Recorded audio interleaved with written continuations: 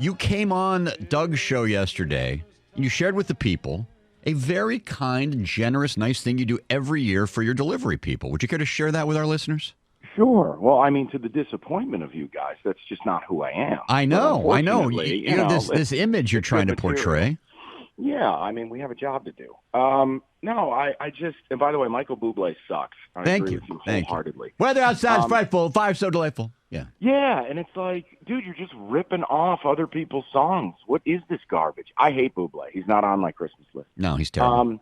No, all right, so, like, I like online shopping. I do. Like, all jokes aside about, like, not really loving people. But it's me and my wife both. It's convenient. You're busy. You online shop. Well, that means your delivery people work overtime. So we have a beverage snack. It started out as a basket, but because it got super cold super fast, it's now like one of those zip-up coolers. Nice. And we have a little sign on it, and it just says, hey, thanks for getting our holiday stuff here. Grab a beverage and a snack. Happy holidays. That's great, because there's one I saw on CNN. Somebody did the same thing, and the Amazon guy, the UPS guy, whoever it was dancing, and they showed it from the door cam. It was great. Oh yeah, same premise. It was great. Dude, people don't understand how hard those people work. Like like when I was in college, I earned a little extra money helping a buddy out who had a FedEx route. I mean, you bust your ass. That's a hard gig, man, and it's ice cold, and people don't care. They just want their stuff. Well, for people who might be driving around this weekend, why don't you give out your address, and that way. Sure, you want to pop by? Yeah, get a beverage. Yeah, right, exactly. I'm sure that'll go well. I'm sure all of Ann Arbor would pop by. All right, Mike. Here's my question. Stoney told me no Lions questions, but I'm asking you one Lions question. Dude, then we can move on. You want. No. I'm telling you what Stoney told me. I'm just relaying the rules. I gave up on him, James. Like yesterday. Yeah. I didn't even do it on the show. I just told the guys I don't want to be depressed. It's the holidays. Yes. Just no Lions today. I agree. I totally agree. But let me ask you this. After our segment of the darkest day in Lions history. Yeah, to me it was the dark. Jesus. Yeah. Millen's contract extension. That's what Stoney said. That's exactly what Stoney said. I thought it was actually Tuesday. I really did, just because it's like, really? Okay. You know what? I think Tuesday was just super on-brand old man. Yeah.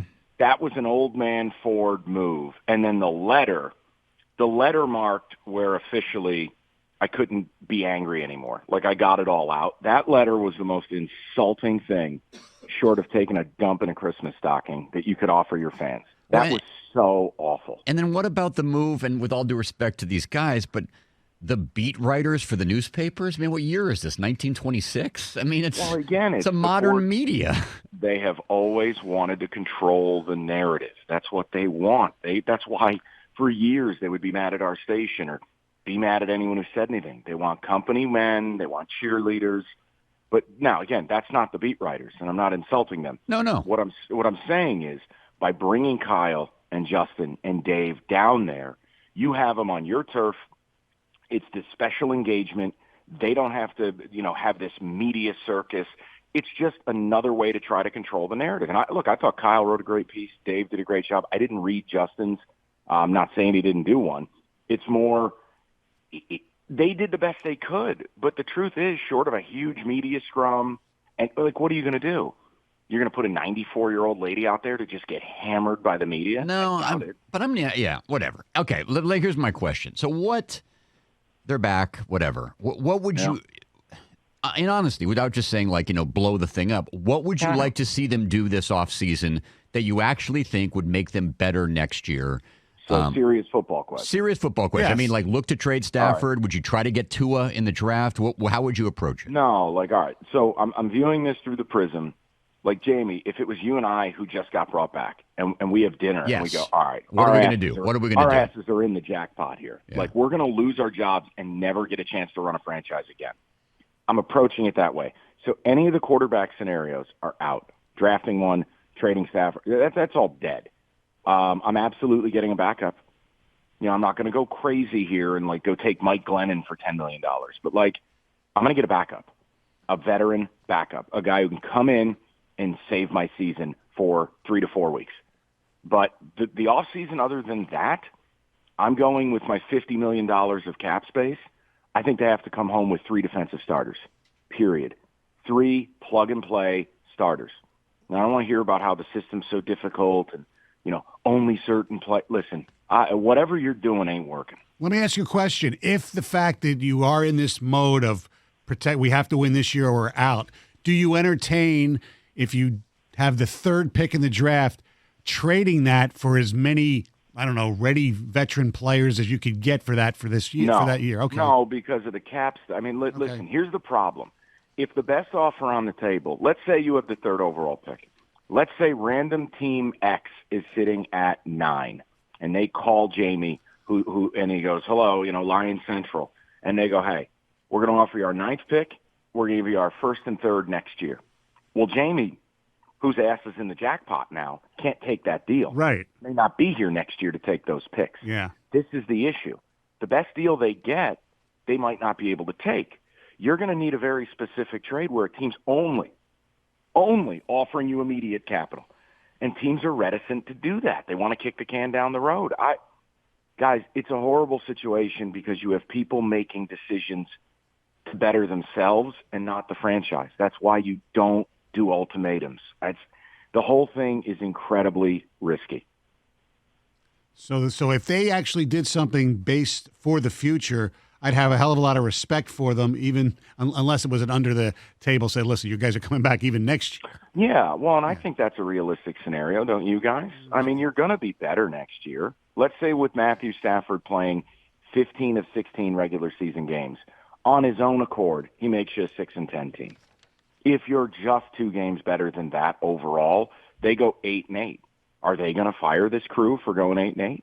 I can't guarantee it based on the decision making here. No, probably not. Now they're doing benefit of the doubt for all the things they didn't give Jim Caldwell benefit of the doubt for. Right. There's no ultimatums here. It's playoff contention, which is very, very hard to define. Yes, very vague. Yeah. Exactly. Like Jamie, can you imagine 9-7? They're not firing these 9-7. Maybe Stafford misses a few games with injury. I mean, we were talking earlier, like they're looking at the first 5 games of the season, like, oh, they could be 5-0. They also could have been 0-5. Right. Yeah. I mean, if that kid you go back to the San Diego game, you had the pick in the end zone, the fumble at the 1-inch line, San Diego without 5 of their top 8 players. Right. Dallas Goedert dropping a ball in the end zone in Philly. How about the last play of the game? What was it? Mac Hollins or whatever his name is. Yeah. Ball goes off his hands. They dropped 8 balls on the day. You give up a blocked field goal, and then it just the whole look. It's on brand. Like, this is what they are. They're just overly patient people. I don't know. I don't have the right words for it. It's a lack. We said it a couple weeks ago. It's in this town, and it's across the board. It's with all the teams. There's a lack of ruthlessness. And Bill Davidson was a ruthless owner and a ruthless businessman, like Stoney said. Yes. Mike Ilitch at times could be ruthless, but also at times could be pretty generous. But there is not a shred of ruthlessness right now in this town. Ruthless or urgency. I mean, it's the same thing. Look at, not to go down this wormhole because we'll basically have 3 people listening to us, but look at the Pistons. For all the grief I take, like, oh, little tanker, and okay, all right, great. The point why I was screaming about you've got to make a decision on Blake and Drummond last year is because look where you are now. Right. Your options for Drummond are max contract, bad, walk for free, actually bad, or trade him for peanuts. Not great, Bob. Like this is the problem. This is what franchises like the Hornets do. But here we are, and it's the same thing with Blake. He was never going to play as well as he did last year. Now.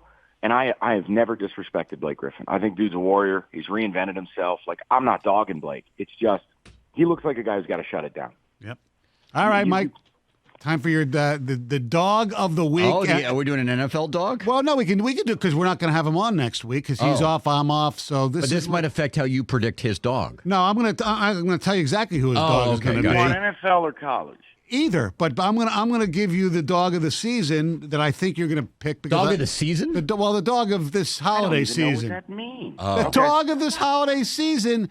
Forget it. Go ahead. I had it wrong. I had it completely. So completely lost. No, forget it. I had it because they're the favorite. That's exactly how we rehearsed it. Good job. No, yeah. Forget it. You're gonna take the Eagles. How about that? I mean, it is the holiday season, so I heard you yesterday, like sandbagging your own team and doing that little routine again. So, yeah, Mike, Dak Prescott just took a cortisone shot in his shoulder. You know what they're following that up with. He's going to see Dr. Feelgood. He's going to get some Toradol in that thing. Tyron Smith's banged up. The Eagles will take away the run.